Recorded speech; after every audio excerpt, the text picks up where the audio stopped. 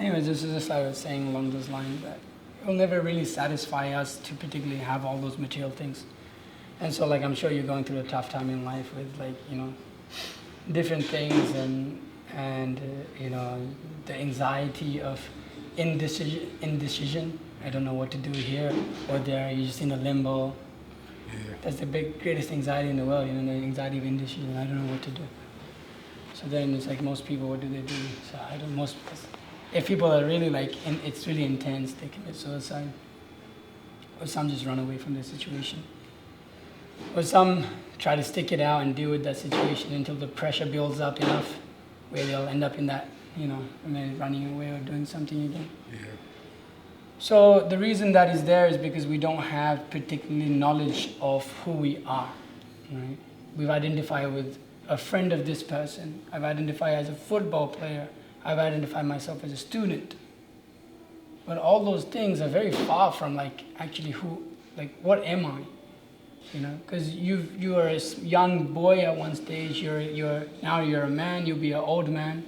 All those bodies are changing, and at every stage you're getting different designations and different identities.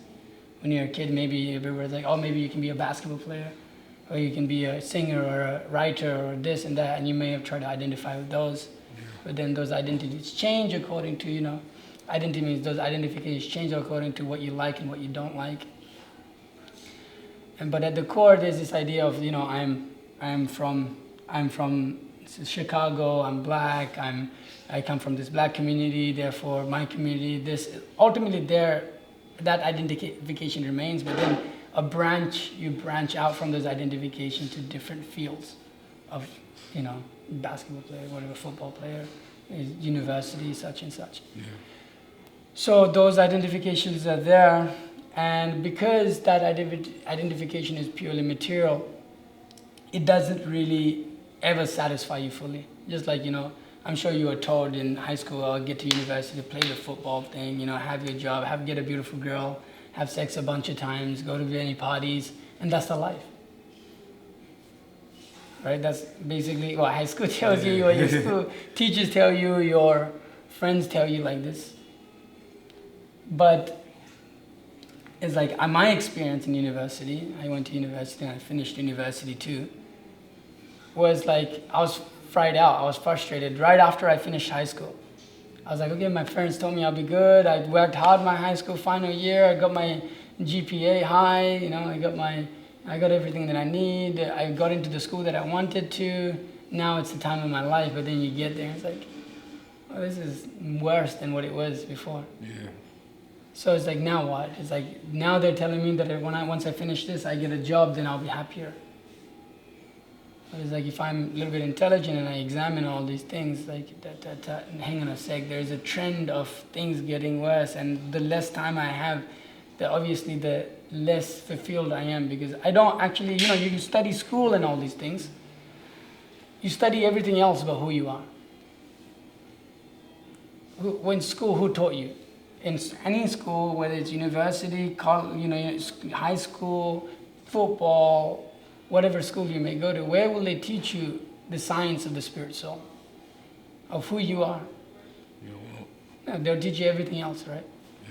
They'll teach you everything else about so many different things of life, whatever, it may be football, it may be different movies you have to study.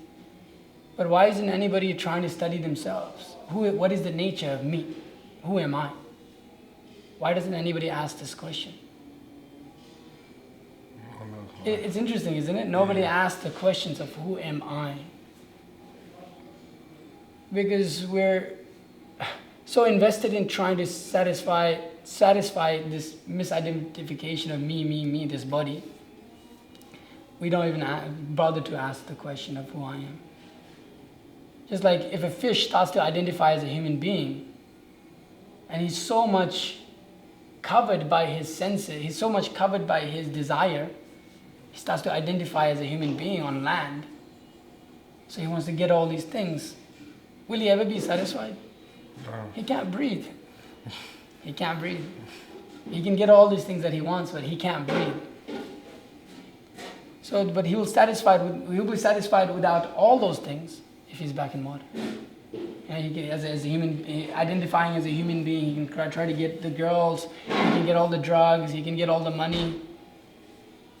But you're working on a basis of wrong identification. Then what is the question of happiness? What is the question of peace? What is the question of peace for the fish who can't even breathe, but he's trying to get all these things? So we're in an awkward position with misidentification as this body. The problem starts there. I identify myself as this body, and I'm the enjoyer of everything, finished. Like, tough, life is tough. But if we do a little bit of inquisitiveness, okay, first, before trying to satisfy or trying to get so many things and endeavor for so many goals in life, let me understand who I am first. Before learning calculus, you have to learn 1 plus 1. Otherwise, what's the use of your calculus? All your calculations will be wrong, right? Yeah. So one has to learn that first. Who am I? What is the basis that I need to work on? If I work on the basis of the bodies, is that intelligent? If I work on the basis of the mind, is that intelligent? If I work on the basis of the soul, is that the most intelligent thing? What is the soul? What is the body? What is matter? What is spirit? This is intelligent persons ask these questions. Animals ask, where can I eat, sleep, mate, and defend? You see any animal out there? No. Same question. They ask the same question as what everybody else does. They wake up. Yeah. Where do I get something to eat? Where can I get some place to sleep? Where can I have sex? And how do I defend myself? That's an animal. So if you look at the society and examine the society at large, everybody's practically an animal. Just more complicated. And the funny thing about it is the animal can be happy in his ignorance, but the human being will never become happy. The animal can satisfy his senses without the endeavor of a human being. Just like if you wanted to have sex, right? You have to have a nice car. If you wanted to have sex, generally you want a nice girl, not some any girl. Yeah. So otherwise everybody would go to a prostitute.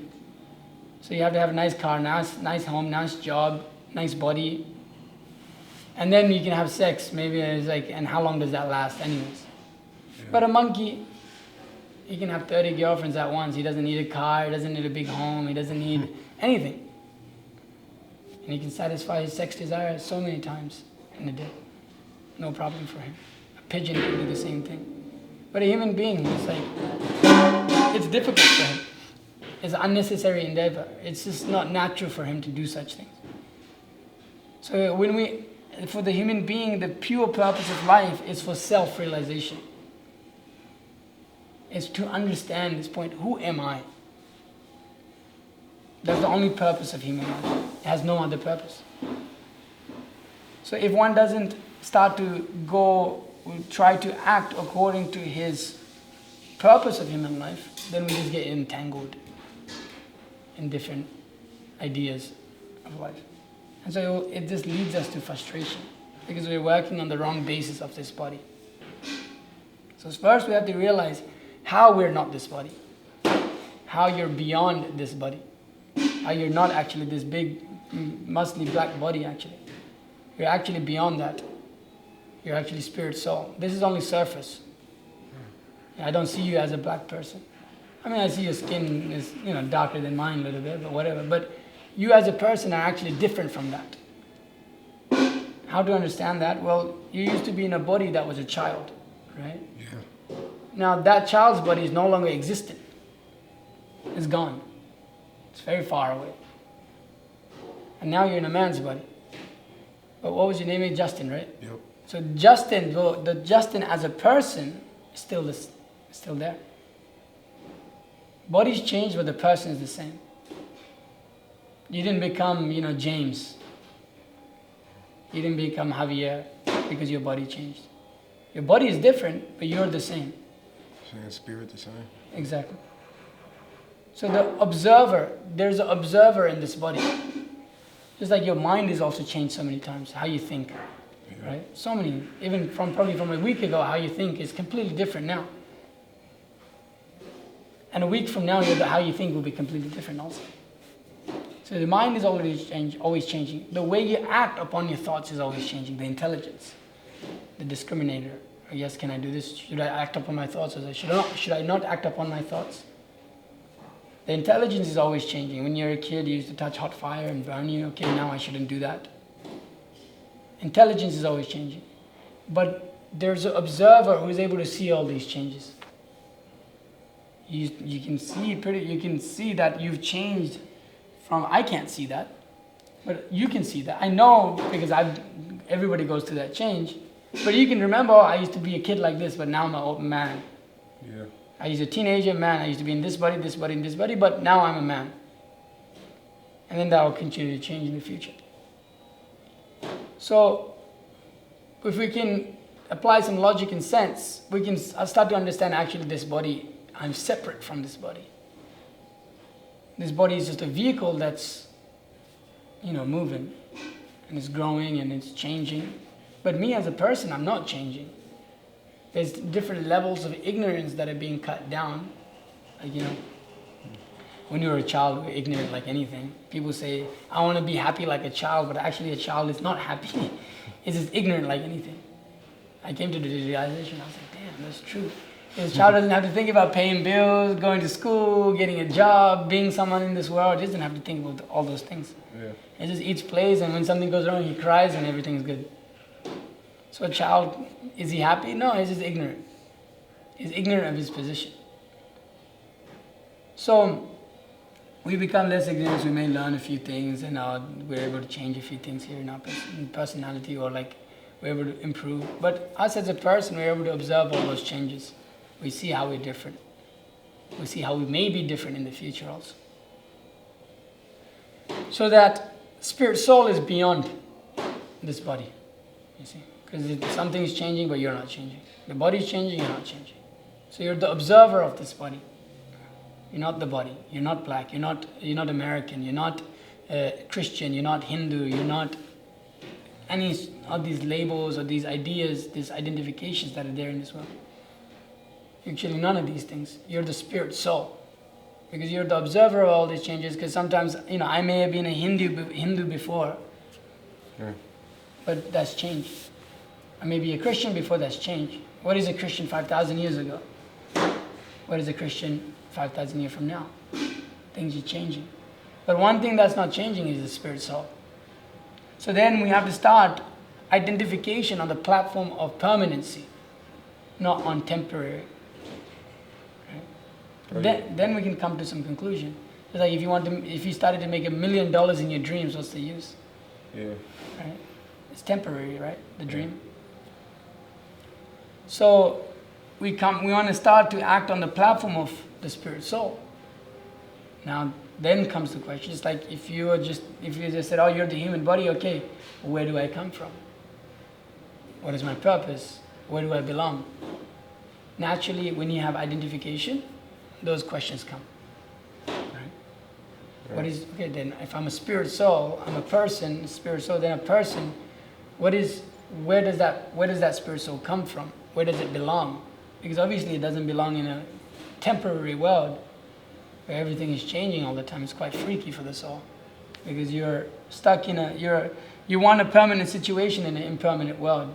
The soul is stuck inside of a temporary thing, but it's eternal by nature. So it's an awkward position. So it's not its natural position. Right? Just like the fish can understand that it's not its natural position to be outside of water. Just by the symptoms. It's not able to breathe. So then one has to understand, okay, who is the spirit soul? What is the spirit soul? Where does it belong? Where does it come from? What is its nature? What is its purpose? So then one comes to that level of realization. Then he starts to make progress in spiritual knowledge, in spirituality. He's come to the platform of spirit soul. He's come to the platform of what's called Brahman, or you would say spirit. Right? Now inquire, the famous aphorism from the Vedas, says that Atato Brahma Jigyasa. Now inquire about the ultimate goal of life. So one is meant to start to inquire about this ultimate goal of life. Okay, I'm a spirit soul, fine, okay, good. Now what? Now why am I stuck in this body? Where do I have to go to stop being stuck in this body? And the thing about the spirit soul, the nature of the spirit soul, then we have to ask, what is its nature? Just like we can understand, okay, the body, what is the nature of this material body? Is that, it can become hurt, or it needs food to eat, it has to evacuate, it gets tired, it has to sleep. So the nature generally is that, it has those natures. So what is the nature of a soul? Nature of a spirit soul, what is that nature? That is, we have to understand that in order to make progress. And that's also understood through just this body also. The exhibitions of the spirit soul are shown through this body in small amounts. It's just like you can examine, if you examine all different souls, or just you can take a small sample. Everybody wants knowledge. That's why you go to university, right? Yeah. You want knowledge. You want knowledge of how to play football, better coaches, better players. You learn better. Or you go to you go learn this movie scripting, they have better teachers.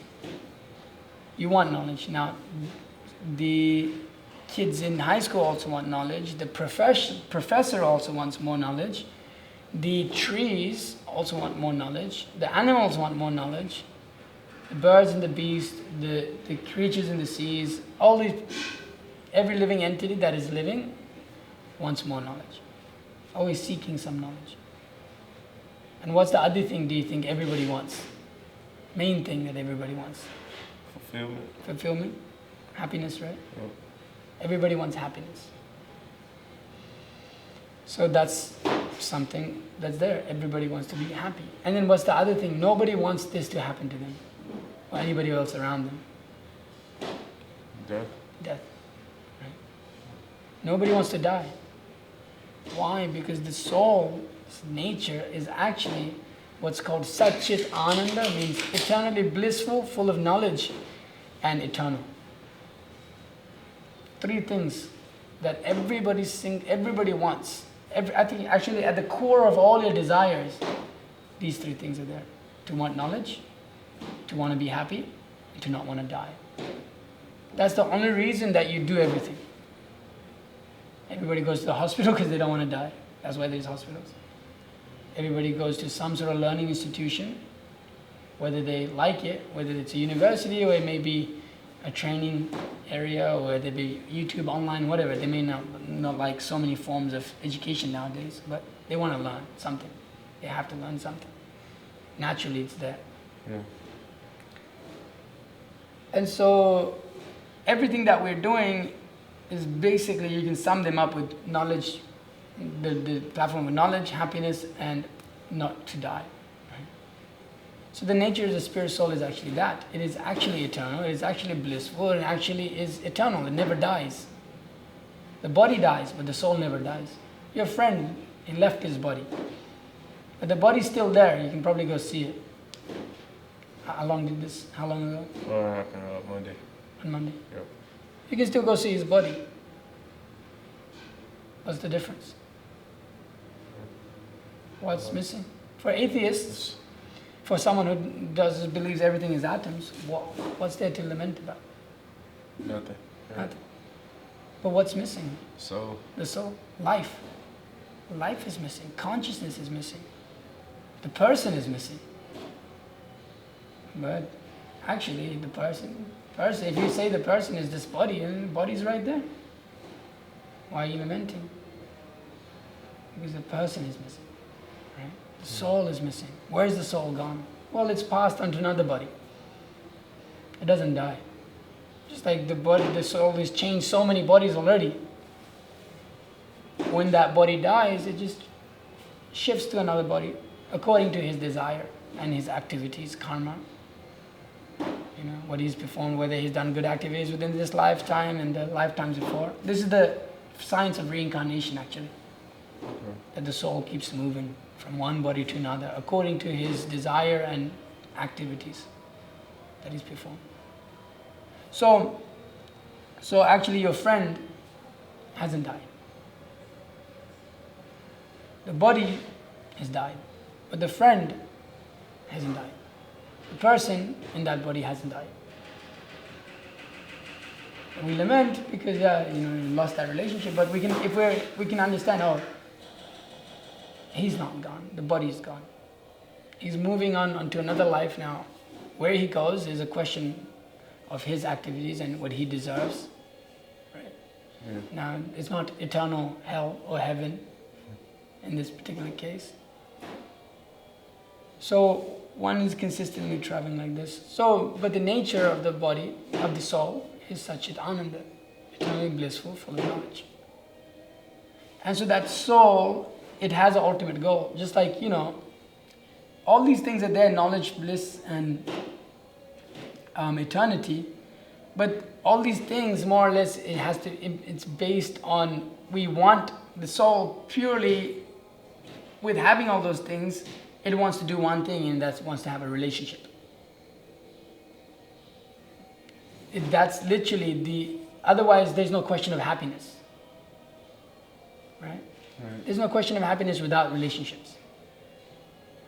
Because that's what happens. It's based on exchange of love. Right? Happiness is based on exchange of love completely. Otherwise, you couldn't be happy by just, if you've put on an island with nothing else, but you got all these beautiful cars and you had all these, amazing TVs and all these whatever you wanted materially, but no person, you'd be miserable. The happiness you derive comes from relationships. But the relationships of the world are temporary by nature, coming in and out with the body. So the soul's main purpose is to come to the point of trying to get that perfect relationship, right? That relationship that doesn't end, that relationship with someone who is very beautiful, someone who is all powerful, someone who is full of strength, someone who has all knowledge, someone who is renounced, is not attached, and someone who is famous. 6 characteristics that we all want in someone, but not available. Somebody may be very, very strong, but not very beautiful. Somebody may be very strong and beautiful, but very attached, or not very famous. Always something missing. But the soul is looking for that complete perfection. And so that's not available in this world. But it is there because that hankering is there for the soul to have that. So it is there, but we're looking in the wrong places. It's just like in the desert, you see water. It's illusory. It's illusory. It's temporary. But you think it's real. But it doesn't mean that there isn't real water. It's just that is particularly illusory. So the relationships in this world, they're there, but they're illusory in the sense that they're temporary. And those characteristics that we need, that the soul needs, that needs it to satisfy, is not particularly there. The substance isn't there. But that is existent. So we're looking for that. And that actually is existence is in God. Exists in God. So ultimately the soul is looking for that ultimate relationship with God. Not with persons, just within this world. So one actually is deeply, the soul is waiting, the soul is hankering for that ultimate relationship with that person who's eternal. That person who's full of these qualities. That can't be found in this material world, but it can be found in the Supreme Personality of Godhead, who has all these features of being all attractive, being very famous, being very strong, being very renounced, being very knowledgeable. So that when the spirit soul comes to this platform of understanding, I'm a spirit soul, this is my nature, and in order to satisfy that nature, my ultimate purpose is actually to have a relationship with God. That is the perfect understanding. That actually I am built to serve. The soul is built to serve. You'll either serve your mother, or your wife, or your best friend, or your coach, or your plant, or your dog. You'll always serve something. That's what a relationship is based on, service. How much service can you provide? Right? How much can you do out of love? A service based on love. So that we're talking about that relationship, how they're temporary in this world, but that same service applied to the eternal Supreme Personality on the platform of the soul, it becomes all fulfilling. Because there's no end to it. That relationship is unique. That relationship is completely satisfying to the soul because it's back in water. It comes to its original nature. It comes to its original position. So then one has to be asked, there's who God is. What's his name? What is his form? What does he do? What does he eat? What does he like? What does he dislike? So when one starts to act on this platform of the soul and starts to render service unto God, in this case you see the name Krishna is used. Yeah. You might have seen Krishna Life Monastery, right? Krishna means all attractive, very beautiful. So that's the name of God. He's very beautiful. He's all attractive. He's the most attractive being in the universe. Not just in all creation, right? Yeah. So we have to move towards that. Okay, who is God? What is he like? What does he dislike? Because if you want to love someone, you have to know them. Otherwise, how will you love them? You can't. Yeah. Right? You can the Christians say, oh, God is there. He's the Almighty and He's amazing. Okay, but that's you can say that about so many things. But what does God do? What is the specific things He likes? And how do I do those things so I can satisfy Him? So then one has to start to inquire about that. He shouldn't know that God is great. He should know how God is great. So then one starts to act on the basis of spiritual knowledge. That means, you see, this isn't a place where it's just people come on Sundays and then they leave and it's just a religion sort of thing. This is a lifestyle. Spiritual knowledge or Krishna consciousness means a whole lifestyle, a reformation of how we eat, how we sleep, how we read, what we listen to. Everything has to be reformed. Because our material existence is based on this. Just, hearing junk from the world, eating junk from the world, sleeping 10 hours a day, wasting our human life. I did all this. I'm one of those people. So we're losing the ultimate goal of life, losing the ultimate understanding. And by doing all this, we're becoming more materially covered, losing the goal of life to understand who God is, who I am in relationship with God. So when one loses this goal of life, he loses himself. One devotee, it says, one sells his soul to the ideas of material existence, prescribing to all these things. So in the Bhagavad Gita, that book I mentioned, Krishna starts to take Arjuna, who is in a similar position to you are in. Arjuna is a warrior on a battlefield. He's fighting so many millions of people.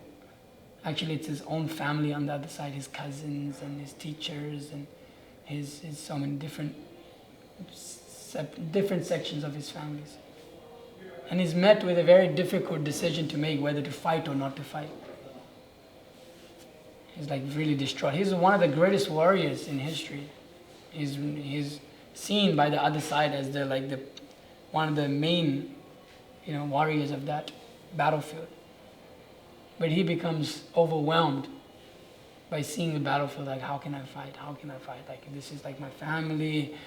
So many things will go wrong. What will we gain out of this by fighting? He starts to grow all these anxieties. But he's a warrior, he has to fight. That's his duty. He can't shy away from that. He tries to. He says, I want to go become some yogi. I want to go become some monk. Or I want to go become some renunciate. I just want to leave my duties and go do this, oh Krishna. And so Krishna starts to speak to him about the knowledge of how to work without attachment in this world. Not that one should just, the Buddhist idea is that you just completely leave everything, But the Krishna conscious idea is that we actually use what we have. It's we have this camera. Generally, a monk with a big camera like that is what are they doing with it? Well, we use it to promote spiritual knowledge. We use the intelligence we have to teach people spiritual knowledge. We use everything that we have in the service of God. Everything we have in relation with God, then we're completely satisfied because we're always watering the root. We're not trying to, just like this hand is here. Now if I'm hungry, the hand wants to take all the food and doesn't want to give it to the stomach. Useless. Body's going to die. But if the hand serves the stomach, naturally it's satisfied. So we have to serve God, we have to serve Krishna, we have to serve God with all the abilities that we have. We have to redirect all of our activities in that way. Naturally, we'll be satisfied. We don't have to worry. But if we don't have an understanding of the soul, we don't have an understanding of who we are, we don't have an understanding of God, then all situations of life will bewilder us. When we're ignorant, it's fine, because you don't have to think much. But when those situations come upon us, we'll completely be bewildered. We won't be able to understand anything. But if one is situated on this platform of spiritual life, perfectly understands what is matter, what is spirit, why everything is moving. Why is it that your friend died? Why is it that you're in a black body? Why am I in a brown body? Why is it that you're big and strong and I'm skinny? Why all these things? One can get a perfect understanding of all these things by studying Bhagavad Gita. When one has perfect knowledge, there's no room for ignorance. When there's no ignorance, there's no fear. And so one no longer has fear of death, of impermanency, that I won't exist, I won't get this job, I won't become a great football player, I won't become a great screenwriter. These things are all external. He is not swayed by these things. Whatever happens, he remains stable. Why? Because he sees the ultimate goal of life is not to do with this body, it's to do with the soul.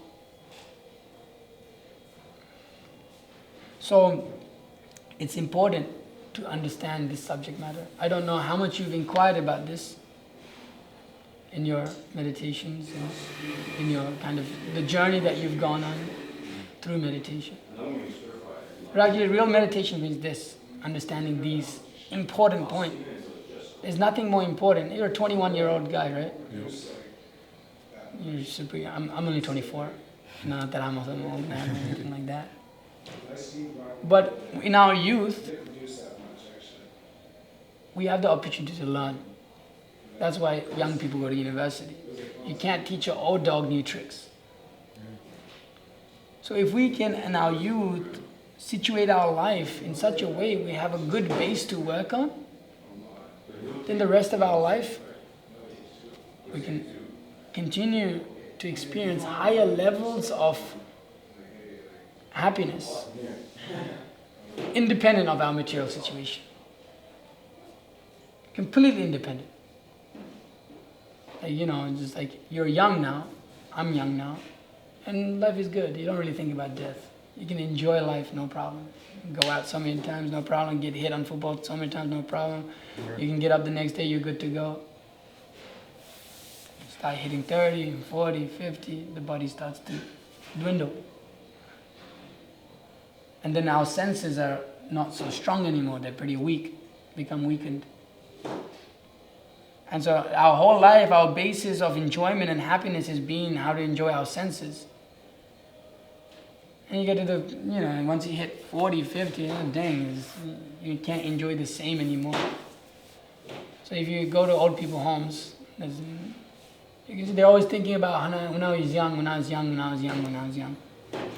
That's actually a level of suffering. He's always thinking, hankering, I used to be like this, I used to be like this, I used to be like this. But a person, if you go to this, the same old people in like our society, there's some nice places you can go where there's like older devotees. You go and talk to them, they're experiencing higher levels of happiness at every moment. Completely independent of their senses. Completely independent of how much you can eat, how much you can have sex, how much you can work out, how much you can do all these things. Completely independent of that. We're dependent on that. when we're young and we have all that, and when if we're materialistic, we're dependent on that. But on the platform of the spirit, there's no question of that. Completely detached from that. Whether it comes and goes, whatever. One actually restrains his senses. He stops having sex, actually. He stops eating meat. He stops intoxicating. He stops gambling his life away. He stops all these things. Why? Because he experiences a higher taste. Just like if you have silver in